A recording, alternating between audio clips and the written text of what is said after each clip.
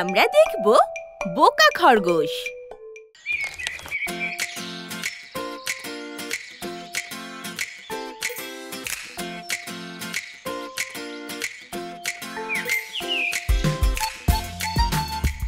একদিন এক খরগোশ শুয়ে শুয়ে ভাবছে, আচ্ছা, পৃথিবীটা যদি ধ্বংস হয়ে যায় তাহলে কি হবে? আর ধ্বংস হলে আমি বা কি করব? না, মাথায় কিছু আসছেই না। পেয়েছি! আমি পালিয়ে বাঁচবো। আমি পালিয়ে বাঁচবো। খরগোশটা যখন শুয়ে শুয়ে পৃথিবী ধ্বংসের কথা ভাবছে, ঠিক তখনই গাছ থেকে ধূপ ধাপ কয়েকটা তাল পড়ল নিচে।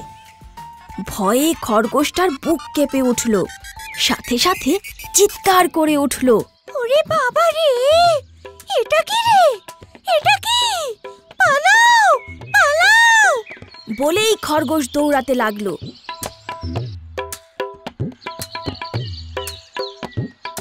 দৌড়াতে দৌড়াতে তার সাথে দেখা হয়ে গেল অনেকের। যার সাথে দেখা হচ্ছে খরগোশ তাকেই বলছে, পালাও, পালাও! তখন জিরাফ খরগোশের কাছে জানতে চাইল, কিন্তু পালাবো কেন? হরিণ বলল, হ্যাঁ হ্যাঁ, তাই তো, কেন পালাবো? এটা আমাদের জঙ্গল, আমরা জঙ্গল ছেড়ে পালাবো কেন? খরগোশ তখন বলল, আরে ভাই, পৃথিবী ধ্বংস হতে চলেছে, বাঁচতে চাও তো পালাও! এই কথা শুনে জিরাফ আর হরিণ ভয় পেয়ে গেল। জিরাফ ভয়ে চিৎকার করে বলল, ওরে বাবা, পৃথিবী ধ্বংস হয়ে যাচ্ছে, পালাও, পালাও! জিরাফের চিৎকারে হরিণও চিৎকার করে উঠল, যেন পৃথিবীর ধ্বংস হয়েই গেছে। বলল, আর কাজ নেই অপেক্ষা করে, চলো খরগোশ ভাই, পালাই, পালাই! খরগোশ বলল, হ্যাঁ চলো চলো, পালাই, পালাই! এরপর সবাই পালাচ্ছে।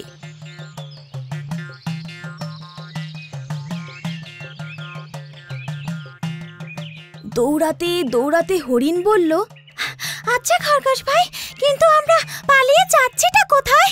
জিরাফ বলল, তাই তো, আমরা যাচ্ছিটা কোথায়? তখন খরগোশ বলল, কোথায় যাচ্ছি জানি না তো। এই কথা শুনে জিরাফ বলল, জানো না, তাহলে দৌড়াচ্ছ কেন?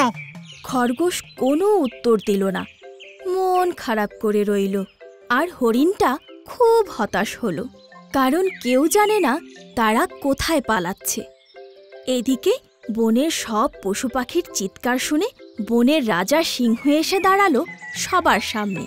সিংহকে দেখে সবাই চুপ হয়ে গেল। তখন সিংহ জিজ্ঞেস করল, কি ব্যাপার, তোমরা সবাই একসাথে কোথায় পালাচ্ছ? তখন সবাই একসাথে বলে উঠল, জানি না মহারাজ। সবার চিৎকার শুনে সিংহ হুঙ্কার ছেড়ে বলল, জানো না তাহলে পালাচ্ছ কেন? তখন খরগোশ বলল, মহারাজ, আমি শুয়ে শুয়ে ভাবছিলাম, হঠাৎ করে শুনলাম ধূপধাপ শব্দ শুনেই বুঝেছি পৃথিবী ধ্বংস হতে চলেছে, তাই আমরা সবাই মিলে পালাচ্ছি। এই কথা শুনে সিংহ হাসবে কি কাঁদবে বুঝল না। তারপর একটা হুঙ্কার দিয়ে হেসেই উঠল।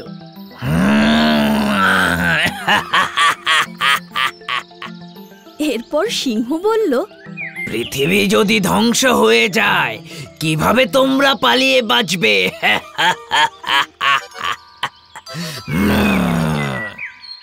সিংহের কথা শুনে জিরাফ বোকার মতো হাসতে লাগলো। হাসতে হাসতে চলে গেল, আর যেতে যেতে বলল, মহারাজ আমি যাই, আমার আবার এখনো পাতা টাতা খাওয়া হয়নি। একে একে সবাই বোকার মতো হাসতে হাসতে চলে গেল সেখান থেকে। এদিকে খরগোশ খোঁজ নিয়ে দেখল সে তাল পড়ার শব্দ শুনেছিল, আর তাতেই ভয় পেয়ে গিয়েছিল। এই কথা ভেবে খরগোশ খুব লজ্জা পেল। আসলে খরগোশটা ছিল খুব বোকা।